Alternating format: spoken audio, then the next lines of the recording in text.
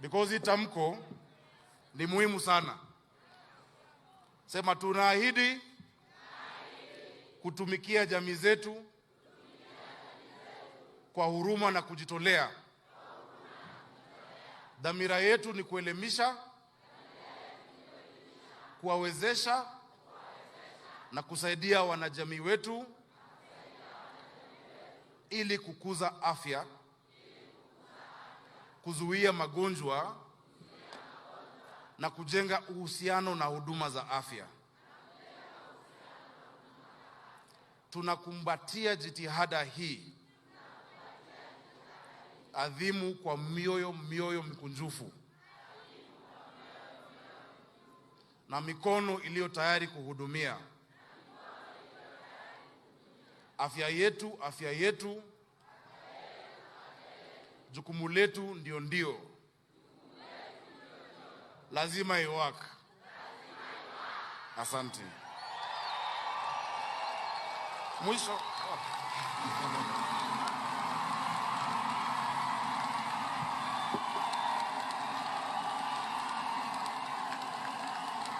Asante sana. Asante sana. Mwisho kabisa, Your Excellency, ni kuhimiza wakaazi wa Nairobi. Na najua pia rais utawahimiza wakaazi wa maeneo yote mengine katika taifa letu, ya kuwa wahudumu hao wakija muwakaribishe. When they knock at your door, welcome them. If you can, give them a glass of water. Talk to them because they are coming for your interests.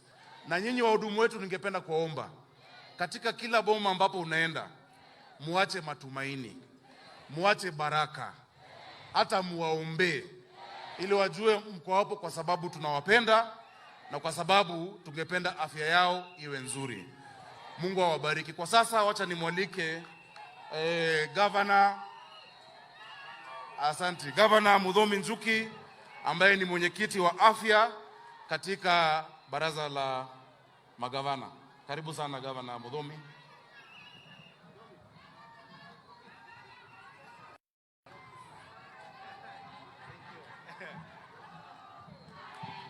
Thank you very much, Your Excellency Governor of Nairobi.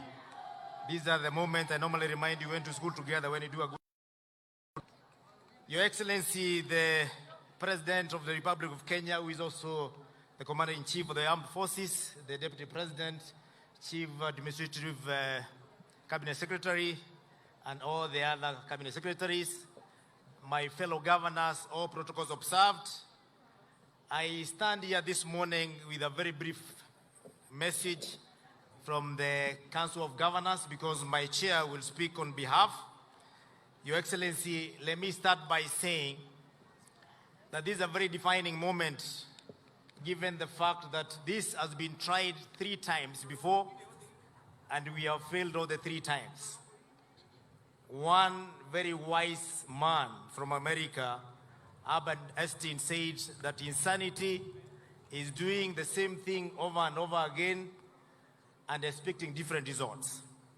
Your Excellency, I remember during the Jubilee time, a government that we formed together, we had a push for universal health coverage where we majorly, and with a lot of emphasis, decided to emphasize on the curative aspect of the disease burden, where we pumped money into 4 counties and nothing came out of it.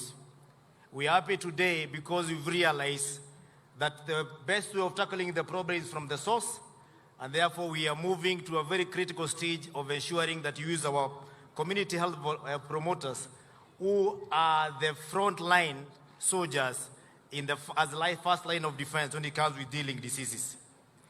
Your Excellency, as Council of Governors, we realize that the Kenya Demographic Health Survey report, which is normally given almost every year, shows that we have been improving. All the health indicators are coming down. And we have realized that is the work that has been put in place by CHVs by dealing with the primary issues of the preventive health rather than wait to make long queues at the hospitals. And we want to thank you for partnering with us to ensure going forward this spread to every county in Kenya. One of the biggest issues, Your Excellency, around health is having a system which does not allow a formal referral system from the primary level to the highest level, which is the level 6. That most of our patients normally do what we call self-referral to the hospitals because they have no one to give them advice on where they should seek for help depending on their disease condition. And community health promoters are going to be key in ensuring that we have the correct referral system so that we can decongest our level 4, our level 5, and level 6 hospitals where the critically ill are required to receive this health without competition. Then, Your Excellency, we are happy that the laws that have been proposed, the 4 bills that are proposed that are before Parliament today, which have had very comprehensive consultation, and we want to confirm here today we are consulted as Council of Governors and we have given our input, are going to make sure that we have a uniformity in the whole of Kenya, where there is a CHV from Tharaka Nithi to Turkana, Mombasa, they are going to operate under the same standards. That is one thing as a country that you should be proud of, because no Kenyan will be left behind. Lastly, Your Excellency, you've heard the way the CHVs from Nairobi have clapped when the issue of stipend was mentioned. These people are going to play a very critical role in the season we are going, the season of El Nino.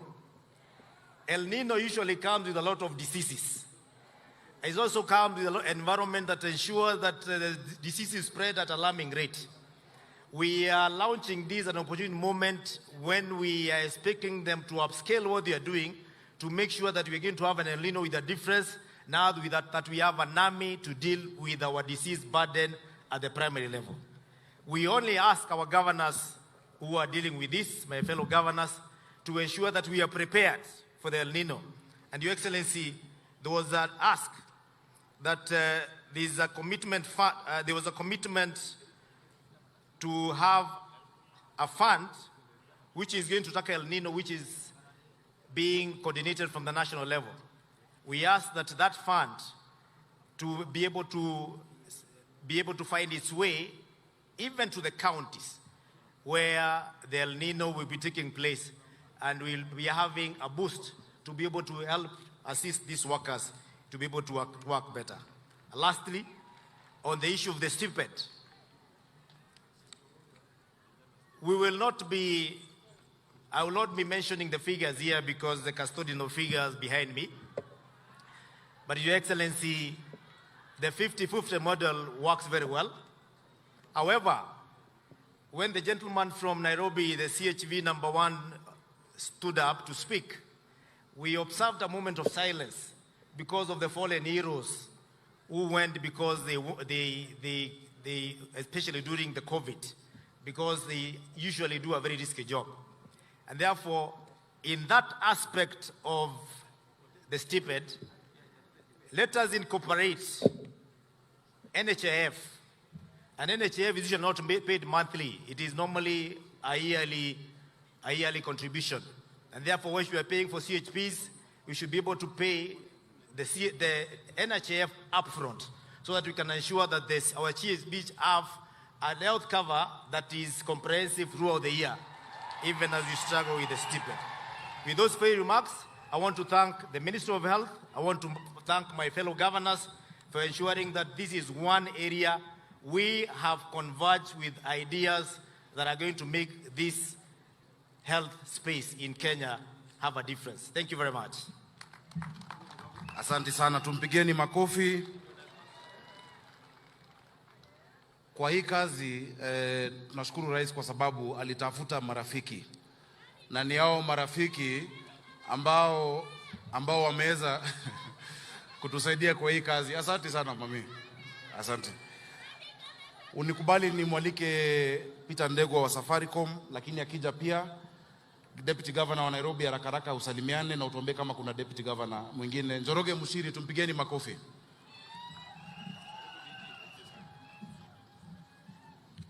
Your Excellency, the President of the Republic of Kenya, William Samoei Ruto, Your Excellency, the Deputy President, Rigathi Gachagua, and your spouse, Your Excellency, the Prime Cabinet Secretary, the Cabinet Secretary is here present, Your Excellencies, the Governors, Your Excellencies, the Deputy Governors, all protocols observed. Today is a very important day for us in Nairobi as we launch this community health promoters program, and also for the rest of the country. And what I would like to say, Your Excellency, is that last week we launched the implementation plan for community health workers for Nairobi.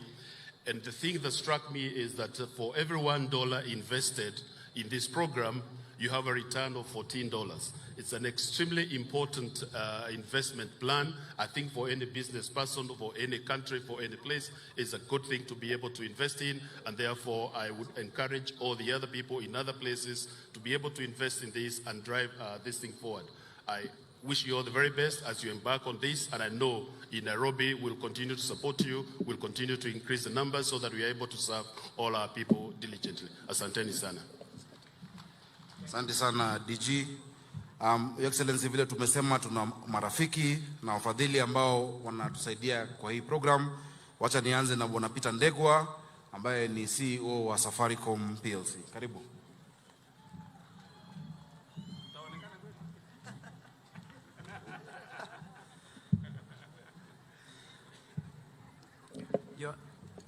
Your Excellency, Dr. William Samoei Ruto, President of the Republic of Kenya, Your Excellency, the Deputy President, Honorable Rigathi Gachagua, I wish to say, Your Excellencies, let me say all protocols observed because of time.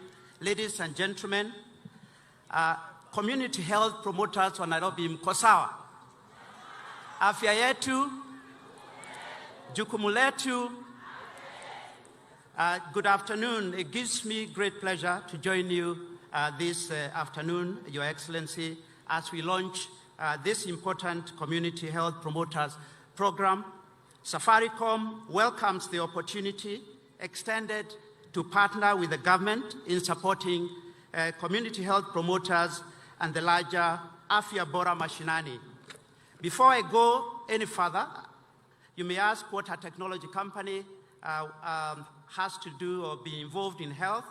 We have been involved in health for a very long time, Your Excellency, both at a national and also at a county level, supporting a lot of the counties, especially in supporting to equip hospitals and also support communities on the ground through the foundations.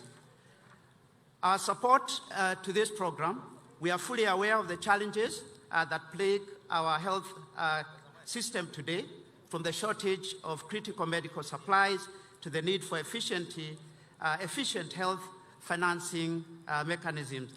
As a technology company, we understand we need to support with innovative solutions to help address these challenges and issues. We are thus happy today, Your Excellency, to partner with both the national government and the county governments in strengthening the community health services. Our support aligns with the 4 pillars of healthcare, namely health, commodity security, health care financing, health information technology, and critical Afya Bora Mashinani, focusing on primary health care networks. As your technology partner, we'll provide connectivity, infrastructure to store the data, our cybersecurity solutions to ensure data integrity and safety, and a call center to support, among other services. Beyond being a technology company partner, we are supporting by contributing close to 100 million through subsidizing the cost of providing the 110,000 smartphones that the ministry will provide to CHPs. Our commitment goes beyond providing connectivity and our smartphones. We are dedicated to digitizing the healthcare sector, and are ready to power this transformation, creating a digital healthcare superhighway. We are ready to invest in affordable connectivity and also infrastructure. But this is not just about Safaricom. It is also about building an ecosystem around healthcare. We are committing to partner with the ministry and other stakeholders to create an environment where innovation thrives, where healthcare services are accessible to all, and where our people can lead healthier lives. We continue to invest and create unique opportunities in health and also other critical linked sectors to improve people's quality of life. In closing, Your Excellency, I reiterate my unwavering and Safaricom's support for healthcare sector. We are not just a telecommunication company. We are committed to partner in the journey towards a healthier Kenya. Afya yetu, jukumu letu. Asante sana. Thank you. Thank you, Your Excellency. Asante sana. Safaricom continues to be a strong partner to Nairobi County Government as well as many other county governments. Thank you so much, Peter, and your team for all you do for the people of Kenya. And you're a company that is not just about the bottom line, but about impact, and that means a lot to us. Nilikuwa nimeambia DG awataje deputy governors, but hii moto ya hii podium si chache, akasahau. So wacha niwataje. Wajia tuko na Ahmed Abdi kutoka Wajia. Tuko na Garissa Deputy Governor Dagane Abdi. Tuko na Deputy Governor wa Narok Koech Tamalinye. Asante sana kwa kuja Nairobi. Tuko na Deputy Governor wa Baringo Felix Mayo. Welcome to Nairobi. Tuko na Deputy Governor wa Laikipia Kamuri Ruben, welcome. And of course Mushiri Njoroge. Allow me to invite Shaheen from the UN to come and give her remarks. Tumpigeni makofi akija.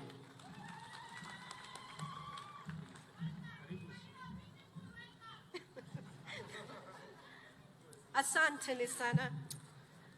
His Excellency Dr. William Samoei Ruto, President of the Republic of Kenya, His Excellency Deputy President Honorable Dp Gachagua, Excellencies, please allow me to stand on the established protocol. Hamjambo, afya yetu, jukumu yetu. Today, Excellencies, as we stand here at this historic juncture, a moment that marks a milestone in a relentless pursuit of a stronger, more resilient and equitable healthcare system designed to leave no one behind. Our vision is pretty clear. We are building a health system of the future, one capable of delivering truly inclusive healthcare. And this vision is now becoming a reality, thanks to the unwavering dedication of our community healthcare services in Kenya. And I want to take a pause and emphasize the profound progress we are witnessing today, a progress made possible through strong national government leadership and a powerful partnership with the devolved subnational governments and other key stakeholders. Your Excellency, Mr. President, I extend my heartfelt congratulations to you for your visionary and unwavering commitment to the Kenyan people, particularly in your pursuit of universal health coverage, a central pillar of the Kenya Kwanza government's beta, which is inclusive of positive social change in preventive and promoting health, ensuring that Kenyans receive health services in their doorsteps through community health promoters. Today, we see that promise is being materialized. We are formally recognizing, incentivizing community health promoters, empowering them with digital tools and essential supplies to offer services at the household and community levels. And this marks a crucial step towards establishing an equitable and efficient primary healthcare system by a well-trained, professionalized community workforce. The government's commitment to provide stipends to all 100,000 community health promoters in Kenya, coupled with the cost-sharing arrangements, heralds a transformative shift. And this shift moves us away from fragmented, under-resourced, and poorly coordinated efforts towards a collaborative approach that aims for impact at scale. We are redoubling our efforts, those historically marginalized and underserved from accessing quality health care. And this transformation will be a game changer for pastoralists, nomads, and the remote communities in Asals, informal settlements, and other underserved areas in Kenya. It is a testament to Kenya's commitment to crafting a health system that caters to the children, women, and the most marginalized. So investing in community health promoters, as was said by Governor Nairobi, is an investment in a community's health, well-being, and a step towards dismantling structural inequities and geographical disparities. It is not just about reducing public health expenses, but it is also reducing the burden on our health systems. This journey, Excellencies, is also about redoubling our trust in healthcare. It's about shifting our approach from ad hoc funding support to recognizing the need for investment in human capital. It is about co-creating solutions with our communities rather than merely providing them. And evidence has shown that investing in primary health care yields a tenfold return in investment at scale. To our community health promoters, I extend my heartfelt gratitude. Your dedication and commitment are nothing short of inspirational. And as a primary caregiver in your community, you bear the responsibility and privilege of upholding the mandate of primary health care in Kenya. I have had the privilege of interacting with some of you, and I can attest to the passion and the dedication you exude. The comprehensive range of services that we saw the Honorable President interacting with the family offers an opportunity for integrated programming, integrated financing, and integrated systems thinking, which will undoubtedly yield results for our children, adolescents, and marginalized population. Your Excellency, as development partners, our collaboration and partnership with the Government of Kenya and the civil society and academia are greatly facilitated by your clear strategic vision and unwavering leadership. Countries worldwide are now looking to Kenya as a beacon of hope and a source of inspiration on the path to universal health coverage. As UNICEF and as United Nations agency, WHO and UNITS in the room, we remain committed to supporting the establishment and expansion of primary care network, aligning this with the priorities of the Kenya government. Our focus will be on optimizing innovative approaches, leveraging the new technology platforms, evidence-based planning, and progress measurement to enhance the delivery, implementation, and impact of these initiatives at scale. As UNICEF, we take immense pride in collaborating closely with the government of Kenya to support this remarkable journey. Once again, in closing, congratulations on achieving these remarkable milestones, and a huge thank you and best wishes to all of you and Ministry of Health to see us that we are realizing the achievement of the universal health coverage and primary health care. Thank you. Asante sana. Wacha niite Lauren Moore kutoka kampuni yangu inaitwa Johnson & Johnson Foundation Vice President. Ms. Lauren Moore, who's the Vice President, Global Community of Johnson & Johnson Foundation. Welcome. I said it's my company because I'm also called Johnson, so I need some shares. Thank you.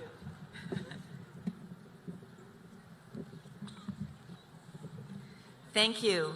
As they shared in the introduction, my name is Lauren Moore, and I'm here on behalf of Johnson & Johnson. It's an honor to be here with Your Excellency, Dr. William Ruto, President of Kenya, the Ministry of Health, the Honorable Cabinet Secretaries, Excellencies Governors, community health assistants and promoters, and many of our esteemed partners and visionaries. And most of all of you community health promoters who are here today. President Ruto, thank you for the invitation to join you today to recognize the critical work of CHPs in Kenya and to thank the Ministry of Health for your partnership with Johnson & Johnson over many, many years. I was able to attend some of the United Nations General Assembly meetings in New York last week, and I had the privilege of listening to many community health workers from around the world who couldn't be more different from each other, but also were fighting for the same things: to be heard, to be valued, to be treated with dignity, to be provided safe working conditions and fair pay. When we bring health workers to the table to discuss solutions like the Kenyan government has done, that's when we begin to see progress. One of the things I learned last week, and I just heard on the stage today, nothing about us without us, which is about you first and foremost. We are here today because the Kenyan government recognizes that good health starts in homes and local communities. The government recognizes that supporting community health workers is the only way to ensure that all Kenyans have access to quality primary health care. Although community health workers are so valuable to keeping communities healthy, until now, most did not receive stipends for their services. This has led to high rates of turnover and burnout among community health workers as they struggle to balance their volunteer work with income-generating activities. And we know that the majority of healthcare workers are women, which places a disproportionate burden on women, especially those with caregiving responsibilities. Kenya's success story is an inspiration to other countries seeking to strengthen their community health system and improve community health outcomes for their populations. This is a milestone and a victory for CHPs in Kenya and for community health workers all over the world.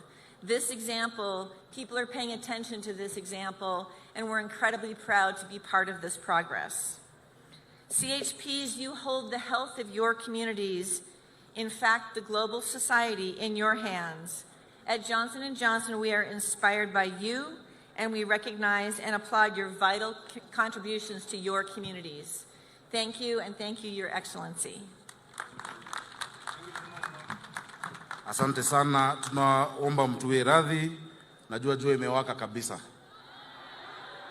Lakini hii safari tumevumilia miaka mingi, leo ni siku yetu, si ndio hiyo? I know Lea Kibe will be very brief. Lea, usisome speech, ongea tu. Children Investment Fund Foundation, I know you're very brilliant. So just summarize in 2 minutes. Yeah? Thank you. Thank you so much. Habari zetu. Habari zetu tena.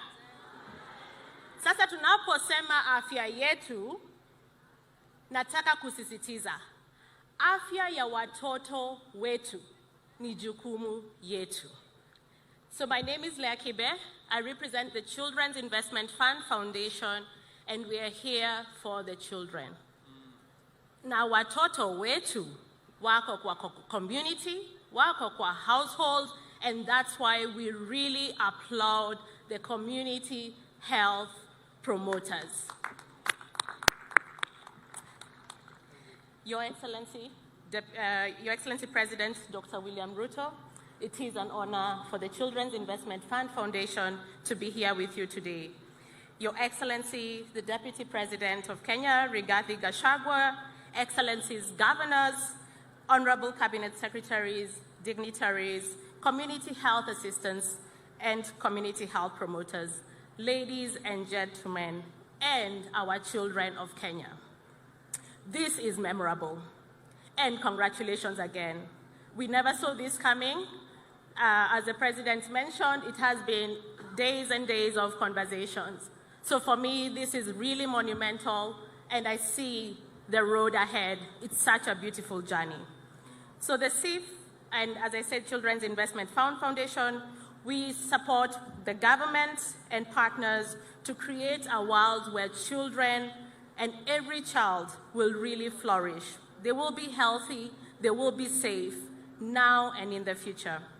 So we really support this very bold partnership with the government of Kenya to provide this long-lasting solution for our children where they will have access to health care at their doorstep.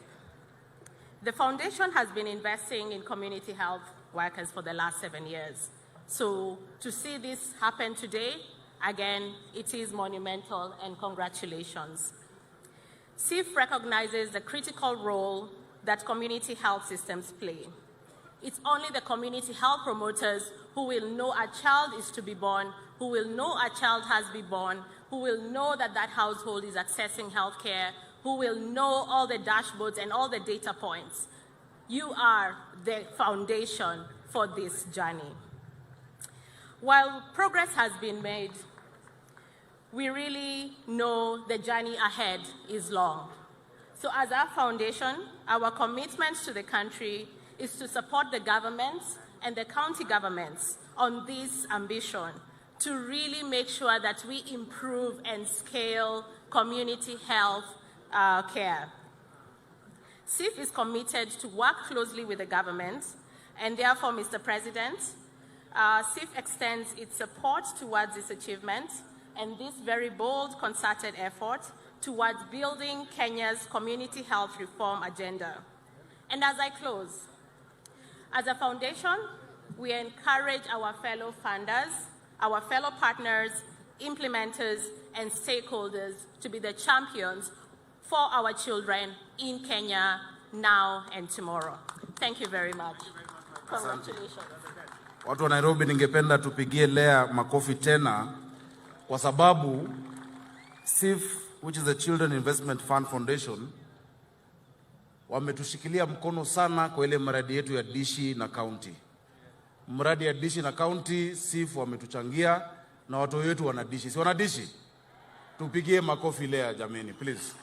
And please thank your executive director and the entire team at SIF. We appreciate everything they are doing for the people of Kenya. Mwacha sana nimwalike mwenyekiti wa kamati ya afya katika bunge la kitaifa, Mheshimiwa Bukose, aje aseme machache. Tumpigeni makofi, the chairman of the Health Committee of the National Assembly.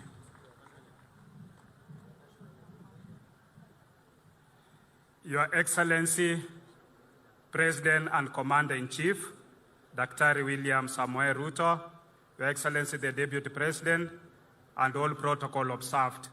Afya yetu, asanteni sana. Mimi kwa niaba ya kamati ya afya ya bunge letu la kitaifa, tulikuwa na wakati nimepata memorandum kutoka kwa Community Health Workers Association na mambo yenu tukaweka manani, na tunapotunga sheria vile rais amesema, saisi tuko na bills mbili ambayo iko katika National Assembly, sheria ambayo ni Social Health Insurance Fund ambayo inatoa funds tatu: Primary Health Care, Critical, Chronic and Emergency Diseases Fund, na pia Social Health Insurance Fund ambayo itashughulikia afya wa Kenya right from the bottom mpaka kule juu kulingana na vile rais amepanga mambo ya afya katika jamhuri yetu ya Kenya. Na sisi leo katika kule bunge tuko na malizia mambo ya public hearings, na kufikia kesho we shall table the bills pamoja na ile ya digital health bill ambaye itahakikisha kwamba yale mnafanya kule mashinani, agency ambayo itahusika naye itaweza kuyaweka katika health information system yetu na kuona kwamba yote yanafanyika na yanaweza kuwekwa na mtu yote anaweza kaangalia mambo ya afya katika jamhuri yetu. Kwa hayo mengi, nataka kuwatakia kila laheri watu wetu wa community health promoters, mufanya kazi mzuri, msaidie wa Kenya ili tuweze kuangalia afya ya taifa letu. Asanteni sana, Mungu awabariki. Asante sana mwenyekiti wa kamati ya afya katika bunge la Senate, Governor Senator Mandago. Tupigeni makofi akija.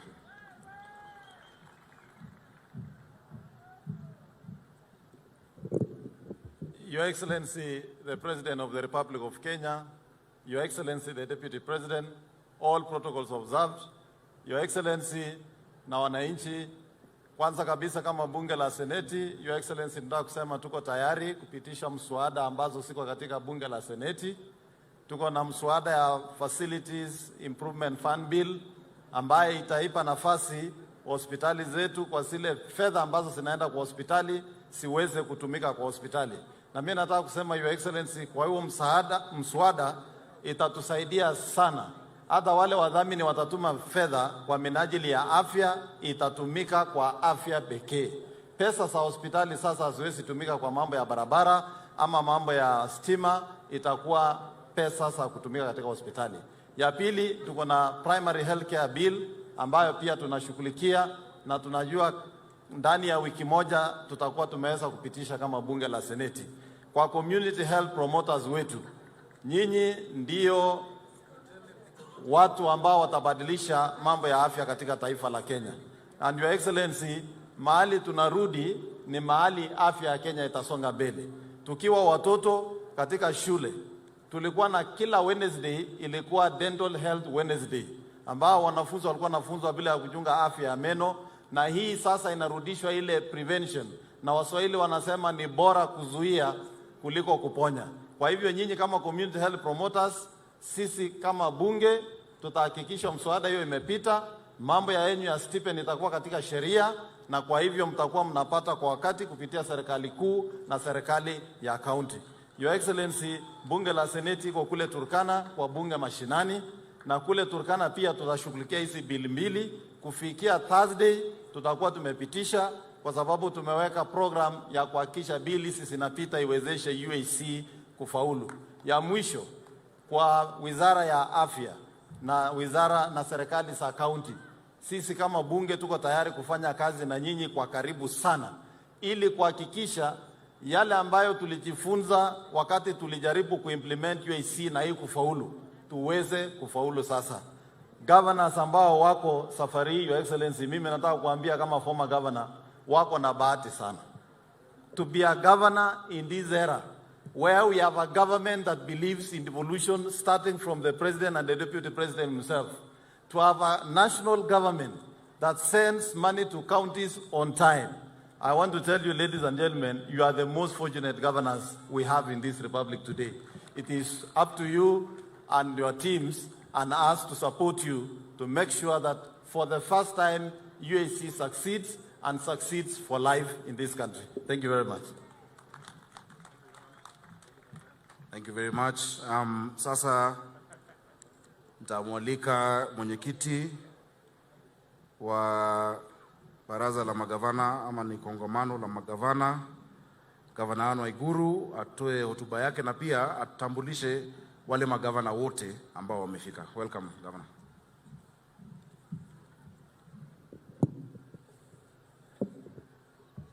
Your Excellency, the President of the Republic of Kenya, Your Excellency, Dr. William Samoei Ruto, Your Excellency, the Deputy President, Dp Gachagua, Your Excellency, Madam Dorcas Rigathi, Your Excellency, the Prime Cabinet Secretary, Musalia Mudavadi, Excellency, Governors present, CES for Health, and other colleagues from the national government, Ministry of Health and other ministries and state agencies present, representatives of CSOs, private sector development partners, county government officials, ladies and gentlemen. Afya yetu, jukumu letu. I would like to request Your Excellency, before I make my very brief remarks, to introduce Excellency governors who are present here, and we'll just ask them to stand up as we call their names and wave to the crowd. Your Excellency Muthomi Njuki, Governor Tharaka Nithi and Chair of Health, Excellency Susan Kihika, Governor of Nakuru, Excellency Wamatangi, Governor of Kiambu, Excellency Mohamed Mohamud, Governor of Marsabit, Excellency Governor Cecily Mbarire, Governor of Embu, Excellency Jonathan B., Governor Uasin Gishu, Excellency Simba Arati, Governor Kisii, Excellency Lusaka, Governor Bungoma, Excellency Otuoma, Governor Busia, Excellency Kahiga, Governor Nyeri, Excellency Badilisha, Governor Nyandarua, Excellency Kachapin, Governor West Pokot, Excellency Wanga, Governor Homa Bay, Excellency Kawera Mwangaza, Governor Meru, Excellency Governor Khalif Mandera, Excellency Barchok, Governor Bomet, Excellency Natembea, Governor Trans Nzoia, Excellency Wesley Rotich, Governor Elgeyo Marakwet, Excellency Governor Mutula, Governor Makueni,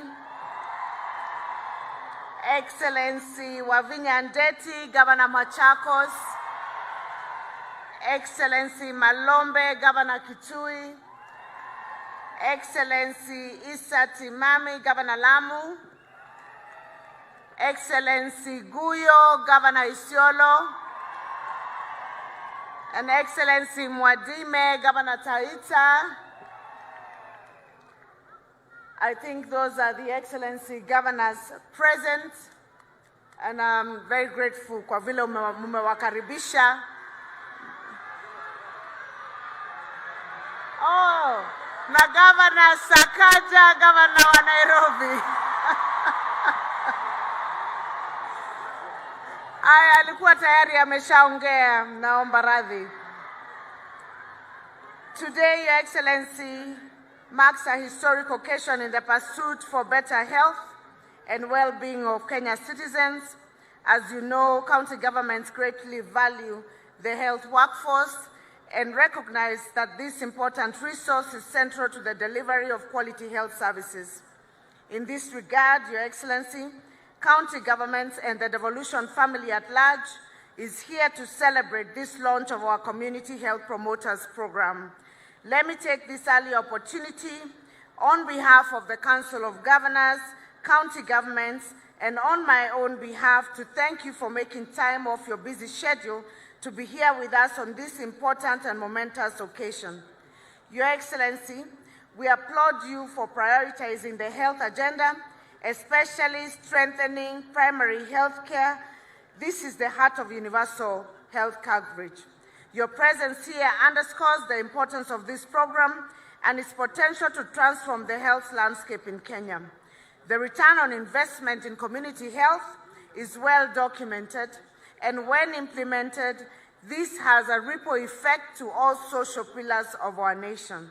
Your Excellency, the CHPs being launched here today will be a driving force behind healthier communities, and their work will undoubtedly reduce the burden on our healthcare system by preventing diseases, promoting healthier lifestyles, and providing vital support to those in need.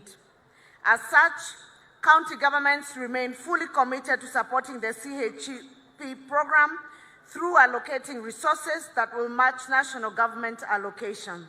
As you may already know, most counties already allocate over 30% of their total county budgets to health, despite having 14 devolved functions. Some of these resources support primary health care. Your Excellency, we know that this launch is just the beginning of a long journey, since we must ensure that all CHPs are well trained in various modules, facilitated with kits, motivated and retained. I hereby seek to urge the support of all stakeholders, including our local and international development partners, to prioritize community health as a key contributor to universal health coverage. We need both technical and financial support in actualizing this noble cause. In conclusion, Your Excellency, ladies and gentlemen, today's launch of the Community Health Promoters Program is a testament to our government's dedication to the health and well-being of its citizens. We are deeply grateful to Your Excellency, President William Samoei Ruto, for your visionary leadership and commitment to this cause. Together with the county governments, we will work towards a healthier, happier, and more prosperous community for all. I thank you. Afya yetu, jukumu letu. Asanteni. Asante, mpigeni huyo makofi, ni mdosi wetu kwa COG. Your Excellency, allow me to also just give apologies from our women rep, Mheshimiwa Esther Passaris, who's traveling, and she asked me to give her apologies, as well as the Senator of Nairobi, Senator Sifuna, also asked for, he's in Turkana with Senator Mashinani. At this point, allow me to invite Cabinet Secretary for Health, Mheshimiwa Susan Nakumicha, to come give her remarks. Tumpigeni makofi. Mama wa nguvu.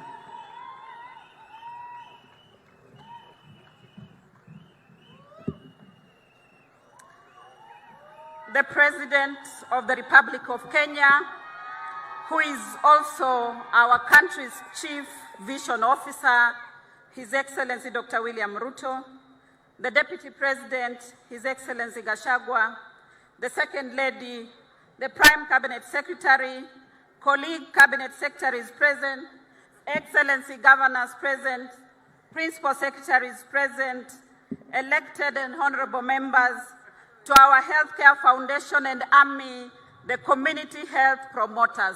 Afya yetu, jukumu letu. Asante sana. Your Excellency, this is a momentous occasion as we live up to the promise in the Kenya Kwanza plan. The flagging off of our community health promoters kit is the actualization of a cherished vision, a vision that resonates with the ideals of universal health coverage and community well-being. We will only achieve UHC through strengthening primary health care, afya mashinani, and empowering community health services, which we rightly call afya nyumbani. As a ministry, we aim to promote health and prevent diseases rather than fighting them, which will in turn address the increasing healthcare costs. The shift from curative to preventive and promotive care is not only a smart investment, but also a guarantee massive healthcare improvements across the 47 counties. Many countries around the world have recognized the significance of strong primary healthcare systems.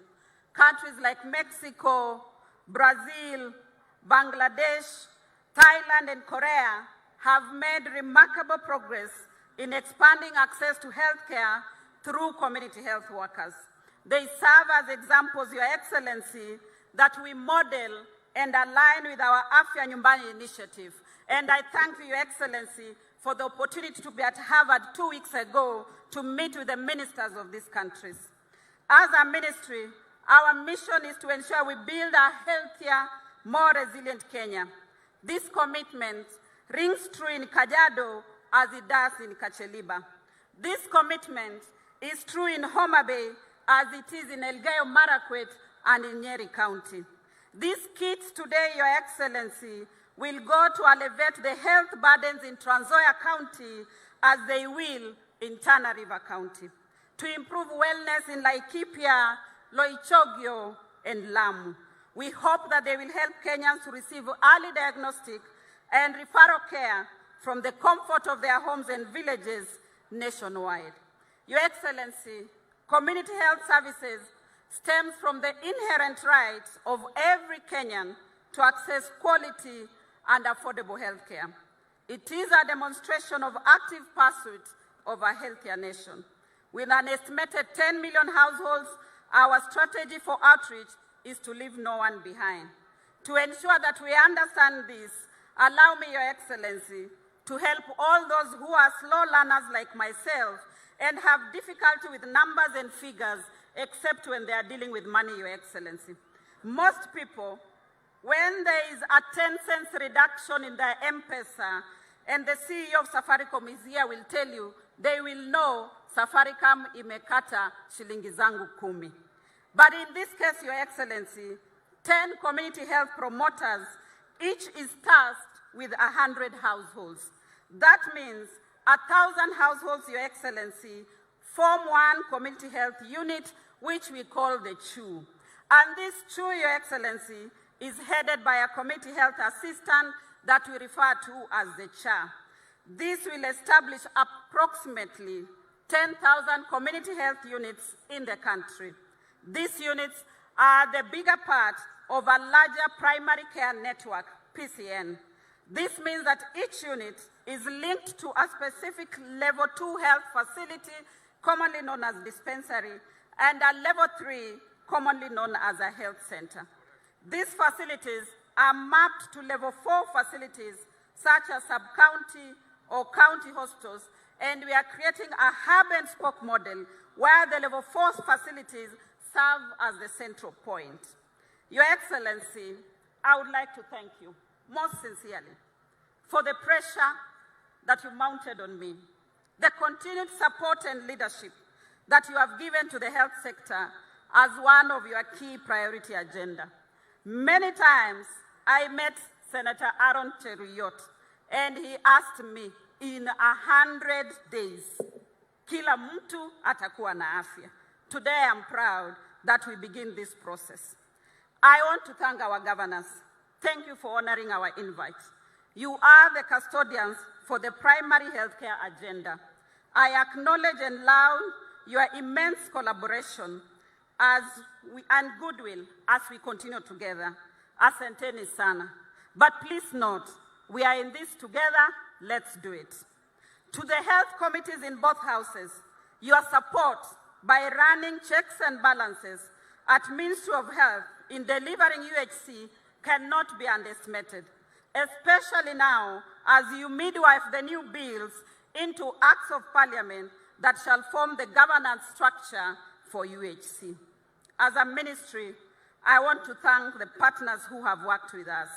I want to acknowledge CIF, to acknowledge World Bank, to acknowledge CDC, UNICEF, AMREF, PATH, WHO, USAID, Safaricom, and all the development partners for the immense support.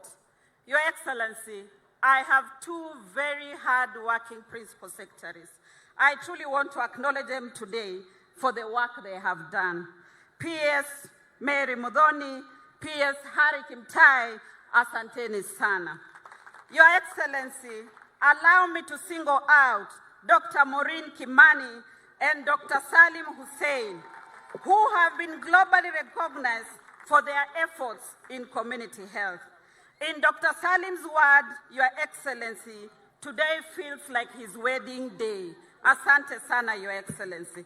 And lastly, thank you to my chief advisor, my technical advisor, the Director General, Dr. Amot, and the entire team of Ministry of Health who are looking at us across our headquarters. Asanteni sana, team.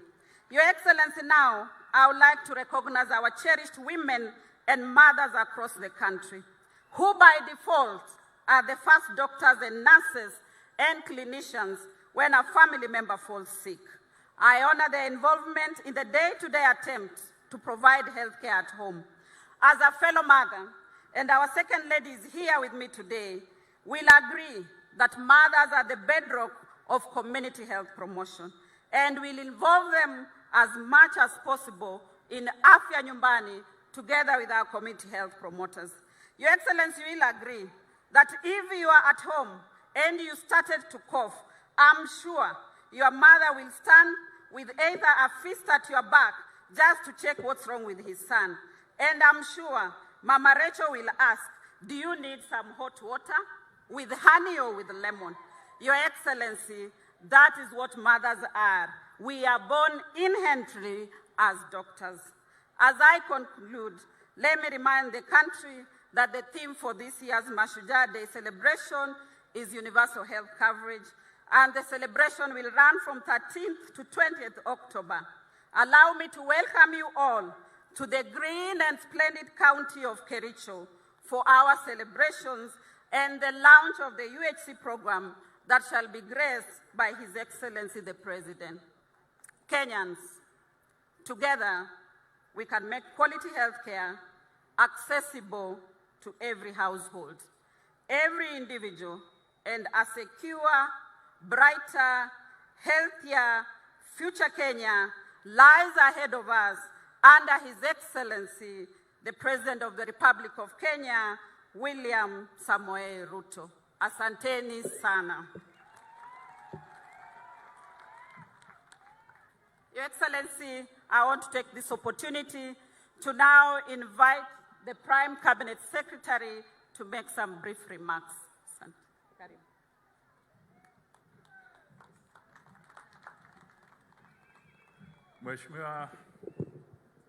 Mheshimiwa Rais wa Jamhuri ya Kenya, Dr. William Samoei Ruto, Naibu wa Rais, Mheshimiwa Rigathi, Madam Dorcas, mawaziri, magavana,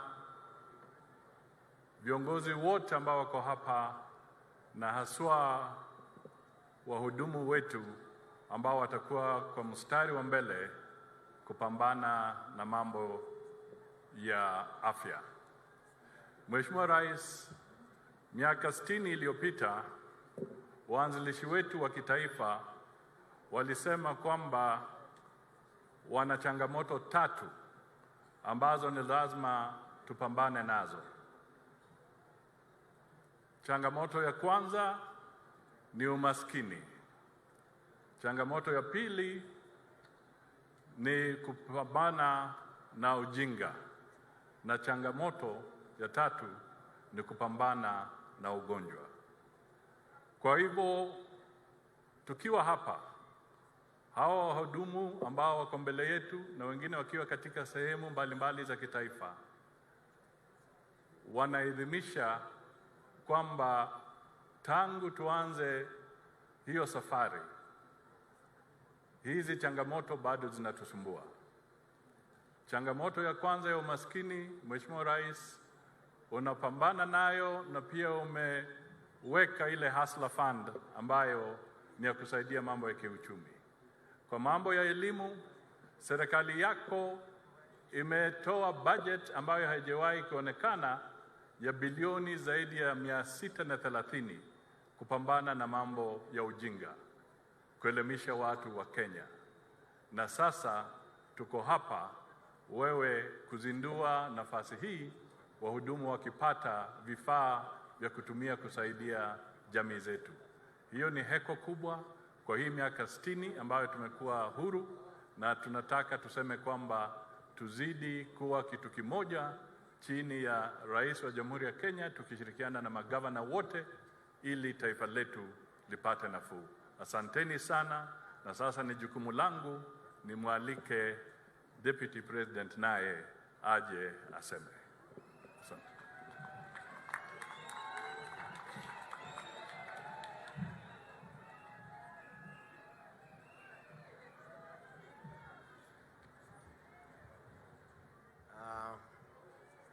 Your Excellency, the President of the Republic of Kenya and Commander-in-Chief of the Defense Forces,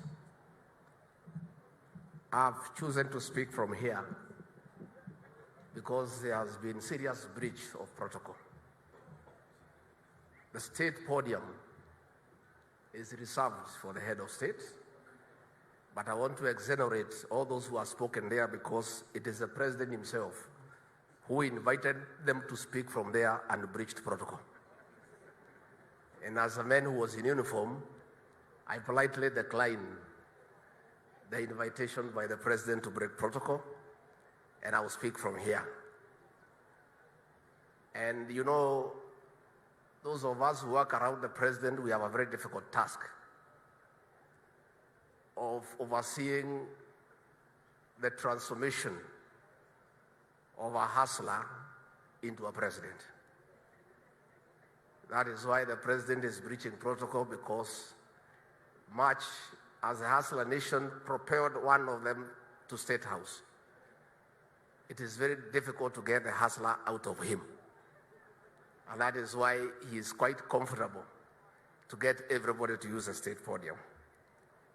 Your Excellency, our President, today is a very important day for this country and for your administration.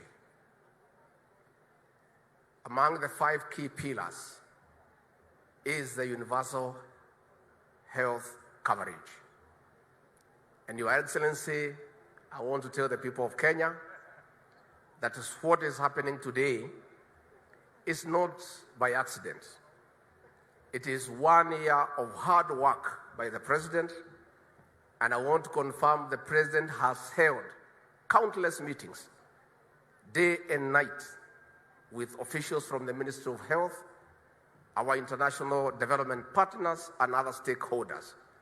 And Your Excellency, this intervention at the level 1 of intervention is a clear demonstration that you are determined to transform this country through the bottom-up economic transformation agenda. That is why this intervention is at the lowest of the pyramid, mashinani, where wananchi are. Your Excellency, it may look expensive at this stage to provide the equipment and to give stipend to the community health promoters. But Your Excellency, you are well informed that this is short term.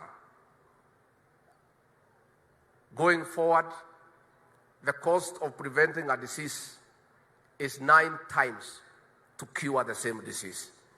So this is a temporary measure, and in 5 years' time, through this intervention, the cost of curing diseases in this country will come down by 50%. So again, this is an intervention that is geared towards the economic transformation of our republic. For the health care promoters, I want you to pray for President William Ruto, because for many years, nobody has ever remembered you for the voluntary work you have been doing. Our president, because of being a grassroots person and understanding the ground and the people down there, was quite aware of the struggles our promoters have gone through by volunteering their services, yet their families to feed. Your Excellency, continue listening to the bottom. Continue listening to the grassroots people. And that is how you are making decisions that are well informed and grounded with the ordinary wananchi. As I wind up, before I call the president, the governor of Tharaka Nithi talked about El Nino. The meteorological department has told us that now they have scientific information that we shall have El Nino. And Your Excellency, further to your directions, I have convened this Thursday at 10 a.m. the National Emergency Response Committee, so that we can now discuss the level of preparedness so that we don't get caught flat-footed, and we prepare as a country how to deal with the expected emergencies arising out of El Nino. In that meeting, Your Excellency, we have called the Ministry of National Treasury because of the financial implications, the Ministry of Water and Sanitation, the Ministry of Environment, the Ministry of Agriculture and Livestock Development, the Ministry of ASAL, the Ministry of Interior, the Ministry of Health, the Meteorological Department, the Drought Management Authority, the Kenya Defense Forces, the National Police Service, humanitarian agencies like Red Cross, international organizations, our development partners, and most important, all the 47 county governors, because in one way or another, they'll have to work with the national government to deal with the various challenges that will come with El Nino. The governors who are here, you'll find a formal invitation when you go back to the office, but this address forms again as a way of inviting you to create time and come for that meeting. The governor, Nairobi, is very critical. There are drainage challenges in this city and other cities of Mombasa, Eldoret, Nakuru that we need to prepare. We need to work together between the national government and the county governments so that as a country we prepare for the challenges that will come with El Nino and we have sufficient information to the people of Kenya, those who are on high ground, those who are in areas that are prone to floods. There is adequate information to the people of Kenya so that everybody can get prepared to deal with the expected emergencies and challenges that may come with El Nino. With those very many remarks, I now want you to stand. We invite our President to the State Podium to address the gathering and the people of Kenya. Karibu Mheshimiwa Rais. Asante sana. Tafadhali tuketi chini wale wako na viti. Pongezi sana Bwana Rigiji. Tumpigie makofi kwa kuongea Kiingereza kizuri.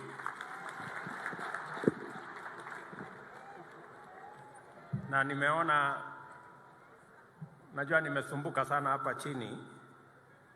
Alikuwa hawa wazungu wakiongea na niuliza huyu amesema nini? Huyu amesema nini? Sasa na nimemsaidia sana, naeleza huyu amesema hivi. Sasa amesimama hapa ameongea tena ile Kiingereza, nikashangaa sasa huyu mtu kumbe alikuwa ananienjoy. This is a very special moment in the history of public delivery in our country. For decades, success in relieving citizens of the huge burden of human suffering and financial distress caused by illness has been elusive. The main reason for this is that our health system devoted itself exclusively to the provision of curative services and primary health and gave minimal attention to prevention and promotion of health interventions that begin at home, often before the onset of serious illness.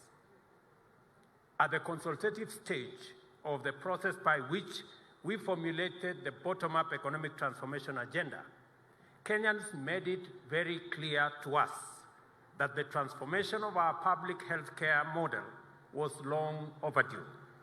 Despite appreciable progress in enhancing the availability of healthcare infrastructure, technology and personnel access to curative health remained difficult and the cost so high that many thriving households have been plunged into serious financial trouble by the illness of a single family member.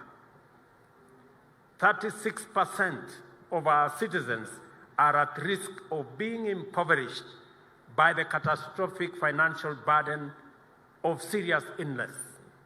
And in fact, statistics show that 1 million Kenyans every year sink into poverty because of chronic illnesses of their family members. Kenyans, therefore, expressed their yearning for a new approach to healthcare, one that saved costs, simplified the means of actualizing the fundamental constitutional right to the highest attainable standards of health set out in Article 43(1)A, and we met them directly halfway at their point of need. We agreed that a community health approach is the foundation of preventive health care, mainly because 70% of cases attended to in our hospitals are preventable. At the same time, every shilling invested in community health has a return of 9 shillings saved in curative healthcare costs. We committed, therefore, to employ community health promoters as a critical component of the national primary healthcare system, in addition to employing 20,000 healthcare workers. These are doctors, nurses, clinical officers, laboratory technologists, physiotherapists, and others to bring the ratio of healthcare workers to the population to 23 for every 10,000 as recommended by the World Health Organization. The case for primary health underpinned by a well-resourced community health system at the very bottom is overwhelming. This is why our community health has received strong support from both levels of government, providing an opportunity to showcase a transformed approach to collaboration between the national and county governments. Our journey to deliver this commitment is now well underway. Today, we strike out in the new direction to execute a paradigm shift in the way we serve the people of Kenya with regard to their healthcare needs. Kenyans will now be attended to at their homes by fully trained, homegrown community health promoters who shall be supervised by qualified health workers. And I am very proud that we have 7,000 plus just for Nairobi County. And I want to say congratulations to all of you for what you are already doing for our communities. The community health promoters are facilitated to provide a defined package of preventive and promotive health services at the household level. Each promoter is mandated to serve 100 homes and will be provided with basic equipment for household health screening. 100,000 community health promoters kits will be provided by the national government through the Ministry of Health, together with smartphones to make them reachable and to enable them transmit and receive necessary information, instruction, advice, and other information relevant in the delivery of health care by community health promoters. The national and county government will co-share the responsibility for the remuneration in the form of stipends for the 100,000 community health promoters who will work in each of our 47 counties, and I must thank our governors for this partnership. By launching the essential kits to equip community health promoters, we are making a bold statement of our intent to take a big step towards winning our nation's long-standing struggle for freedom from disease using a bottom-up strategy. This is also our celebration of critical victories in the struggle. Victory for citizens' well-being and freedom from disease, for devolution and collaboration between national and county governments, for the bottom-up economic transformation agenda, and most importantly, an immense victory for the people of Kenya. Shortly, Kenyans will no longer need to travel to a health facility for basic screening and the treatment of minor ailments, as well as preventative and promotive health care. Instead, health facilities in the form of these kits and the community health workers who shall operate them shall go to Kenyans and serve them at their homes. This is the essence of a bottom-up transformation of citizen services. I urge community health promoters and healthcare workers to serve Kenyans with zeal and motivation, and to be compassionate, respectful, gentle, and thoroughly professional. I urge them to remain focused on helping our nation win the struggle for freedom from disease. I also take this opportunity to express my appreciation for the patriotism of our county governors, whose dedication to this partnership has been exemplary. And I have made a commitment to our governors that they have my personal and they have the national government's support as they work tirelessly to make sure that we keep our country safe from disease. I want also to assure our county governments that they have our collaboration as we deliver to the people of Kenya. My commitment, the commitment of the national government, is for us to succeed as a nation. It doesn't matter who takes the credit. Whoever wants to have the credit, they can have it so long as we deliver public service and we deliver on this health commitment that has been elusive for many years. I also want to thank our members of parliament they have been exemplary. They have worked with us, they have made a commitment, they have already interrogated all the bills. I am happy that they are going on with public participation in Turkana and in other areas, and I want to assure Parliament that the executive, both at the county and at the national level, will make sure when the pieces of legislation become law, we will ensure that we keep our part of the promise to make sure we deliver health at the very bottom to every Kenyan and be organized from the dispensaries to the health centers, to the sub-county hospitals, to the county hospitals, and also to the referral hospitals that we have across the country. We have legislation that will now underpin our health delivery systems across the country, in every county and nationally.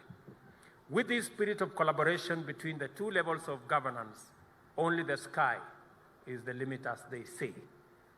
It is now my pleasure to launch the nationwide exercise to distribute 100,000 community health promoters kits to 47 county governments for further deployment. And it is my expectation that this partnership, this collaboration, and I want to thank our partners, UNICEF, Johnson & Johnson, CIF. CIF are a great partner to us. I want to specifically thank CIF for helping us with the kits that we have, their partnership and commitment, World Bank, Safaricom, and all the people who have made this possible. Each and every one of you have made an immense contribution towards what we are witnessing here today. The journey has started, and I am sure we will get there. Thank you very much. My very best wishes. I look forward to launching formally the next phase of this program on the 20th of next month. And I have asked the President of Angola to join us in that celebration so that he can help us formally launch this program that has learned many lessons, as Minister has said, from different countries, from different models. I want to thank the Ministry of Health under the leadership of my good Minister Susan. I have been on their case. We've had many meetings.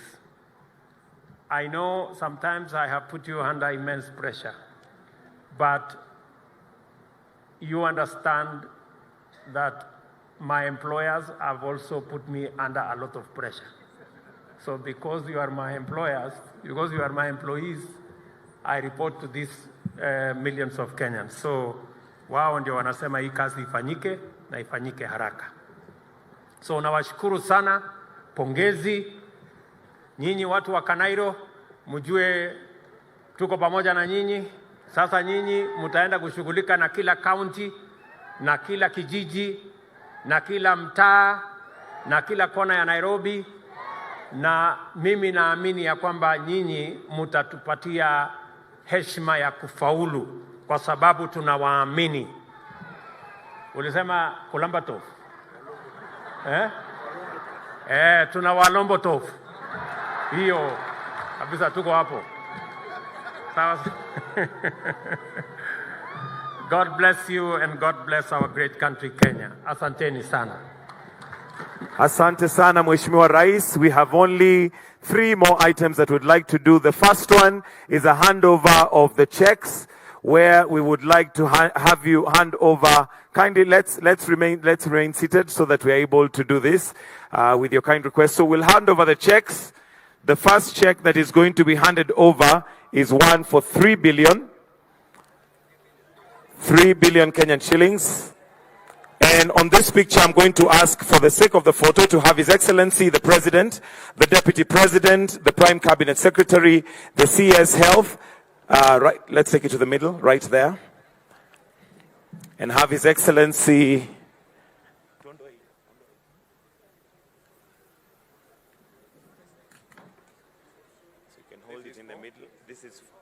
the COG chair, this is 3 billion.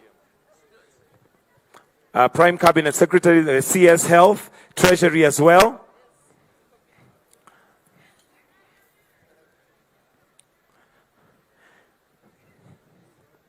If we can have it in the middle.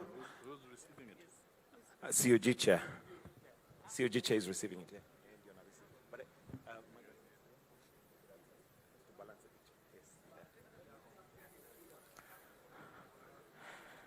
We have the Nairobi County one coming.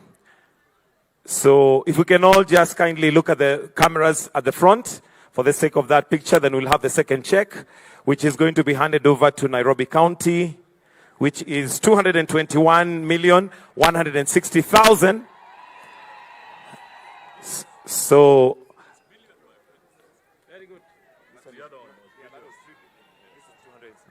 and this is 221,160,000 to be handed over to Nairobi County government.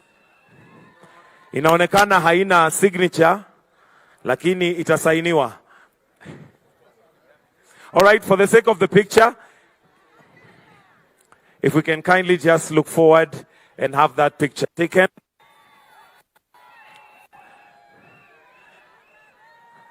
After that, Your Excellency,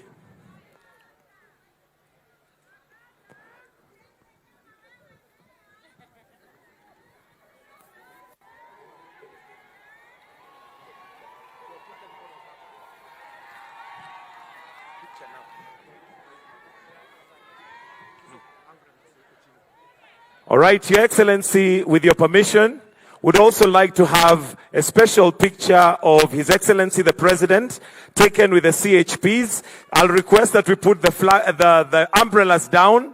I'll ask His Excellency and His Excellency to join them there. Then we'll also have the governors later, but let's have His Excellency alone. Let's have His Excellency alone kindly to take a picture with the CHPs. Then after that, we'll have the Deputy President, the Prime Cabinet Secretary, and the governors who are here to join them. But for now, kindly let's just have His Excellency alone. Tuweke mwavuli chini, ili tuweze kupiga picha moja na Rais wa Jamhuri ya Kenya. At this point, I'll also request that the truck drivers be in your trucks, ready to be flagged off. Truck drivers, let's get into our trucks, ready to be flagged off. But for now, we want to take the picture.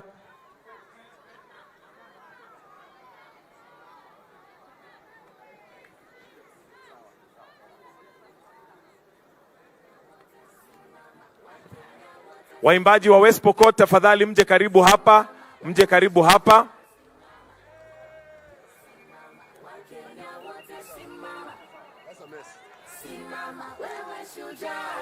Once you're done, let me know so that we have the governors present who also join in the picture.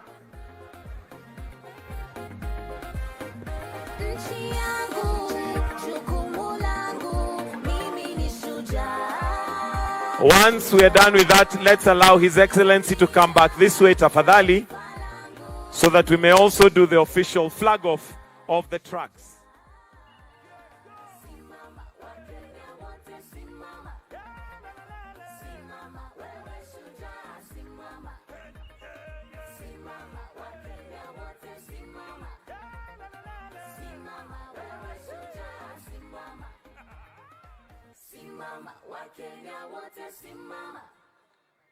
Simama, wewe shujaa, simama.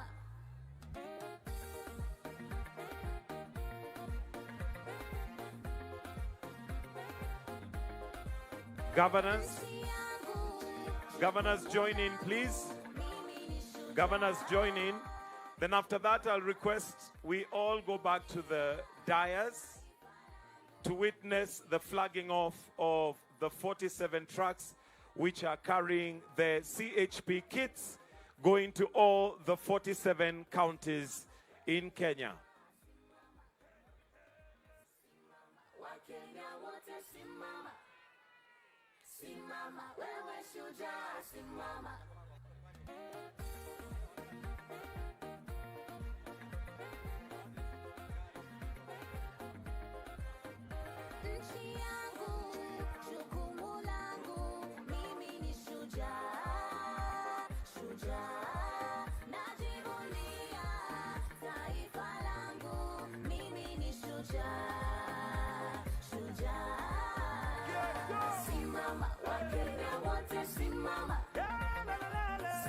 Simama, wewe shujaa, simama.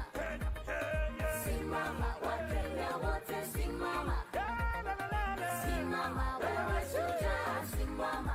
Basi, I'll request that we all come back to the dais so that we may witness the 47, there are 6 tracks that will be representative of the flag off. If we may allow His Excellency to come back, let's all come back to the dais, tafadhali. Let's all come back to the dais kindly.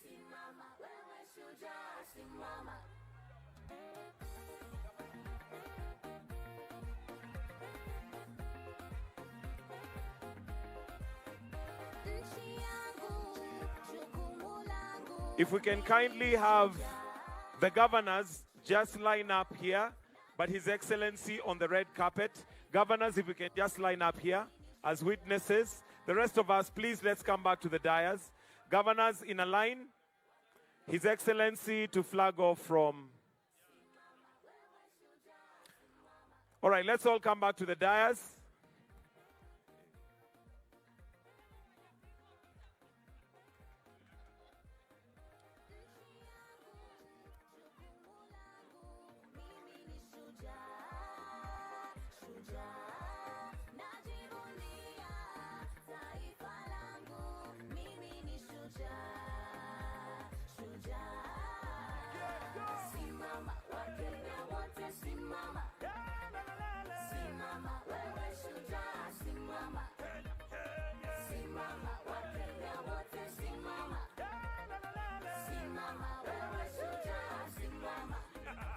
So what we'll do, we'll count down.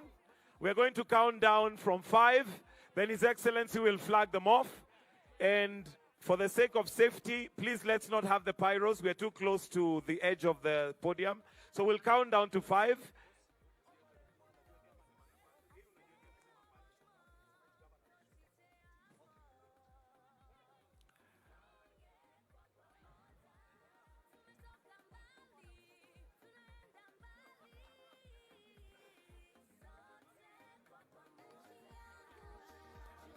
All right, so we'll count down to 5, from 5.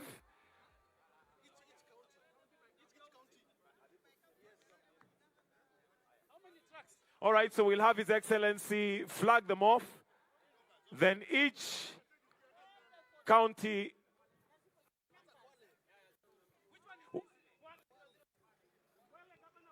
Wait. Ngoja. Kwale governor? Hayuko. All right, we'll just count down to 5, then we start. And then we'll have the celebration. 5, 4, 3, 2, flag off. County 02.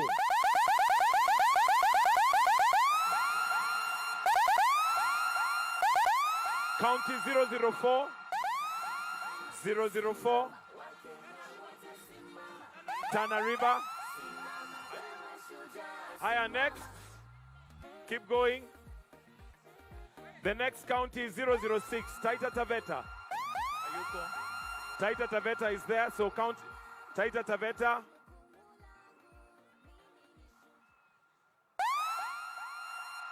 And let's have Wajir County getting ready.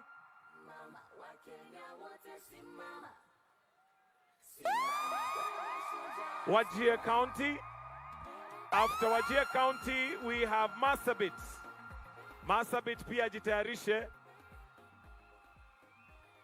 Marsabit. Marsabit. Oh yeah. After Marsabit, we have Embu County. Embu Governor yuko tena sana. Embu County.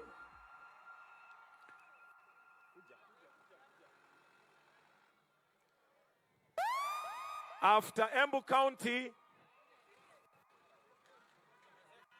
we have 001.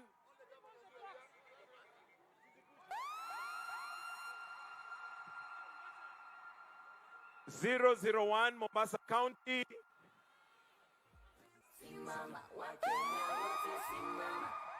Haya iendelee.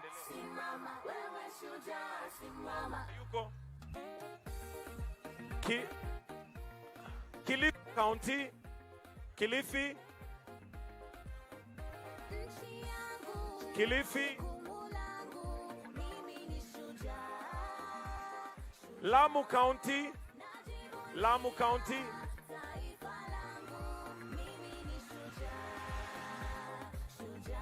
After that, it's Garissa County. Garissa County.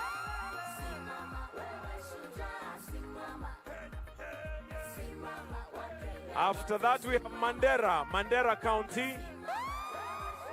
Mandera.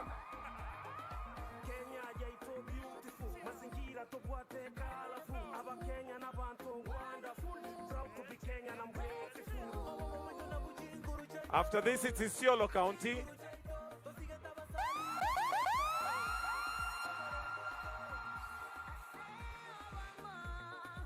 Tharaka Nithi. Tharaka Nithi. Masaku is next. After that, it's Machakos. After that, it's Machakos.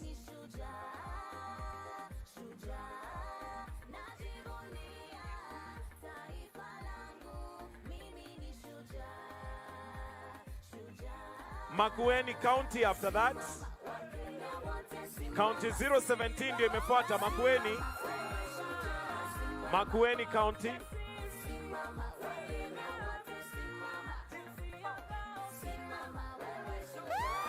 Followed by Nyandarua County. Nyandarua alafu Kitui, kwa hivyo Kitui karibu. Nyandarua, followed by Kitui. After Kitui, we have Meru County. Meru County is next. After Meru, Nyeri County, Governor Kahiga. After Meru, Nyeri County. After Nyeri, we have Kirinyaga County. Kirinyaga coming up next. COG Chair. After Kirinyaga, we have Muranga. Muranga County, Kachonjo.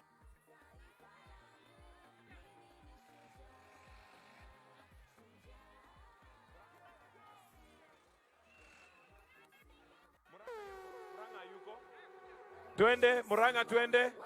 Kiambu after Muranga. Kiambu after Muranga. Kiambu ingia. Kiambu County. After Kiambu, Turkana.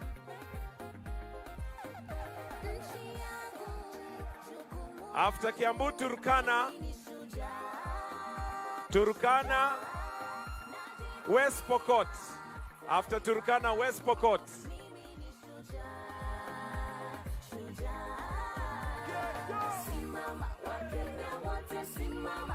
Samburu, after West Pokot, Samburu. Samburu. After that, we have Trans Nzoia. Trans Nzoia.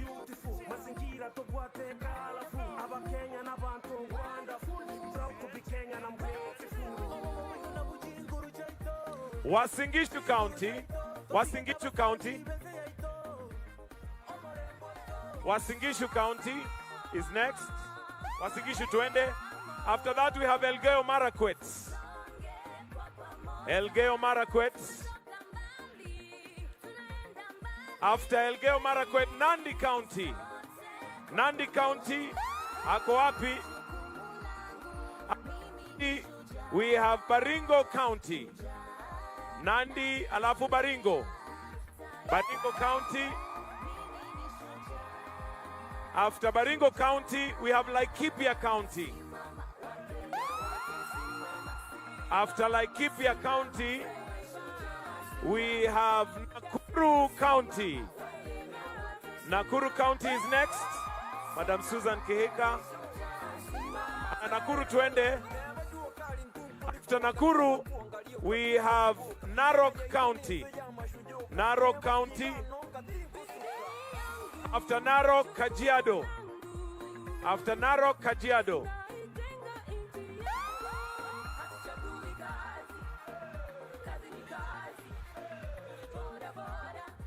Kericho County.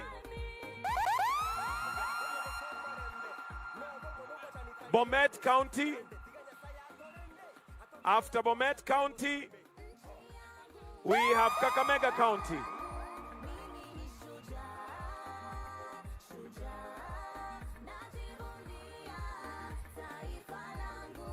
After that, we have Vihiga County.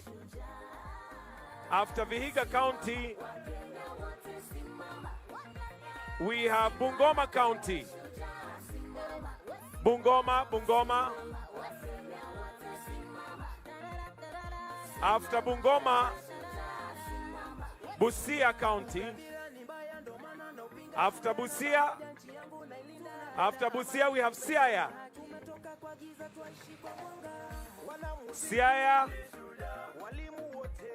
After Siaya, we have Kisumu.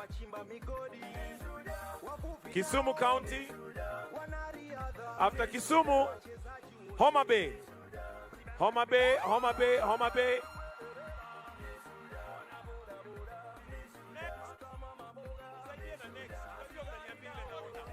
Migori County.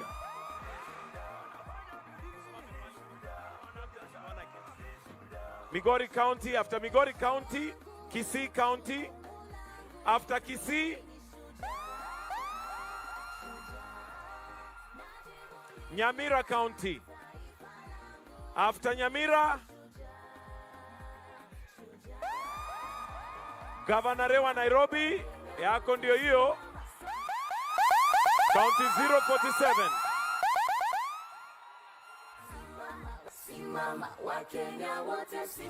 Na tukimalizia, sote tutasimama kwa wimbo wa taifa.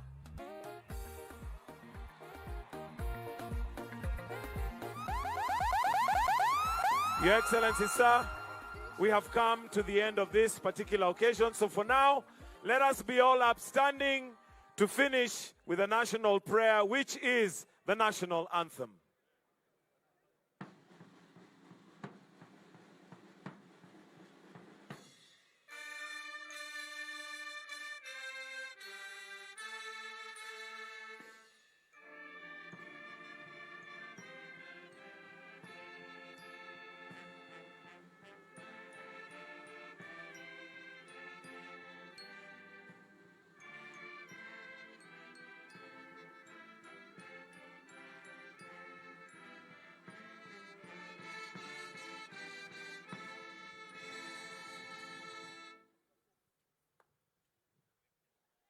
We'll now allow His Excellency to retreat.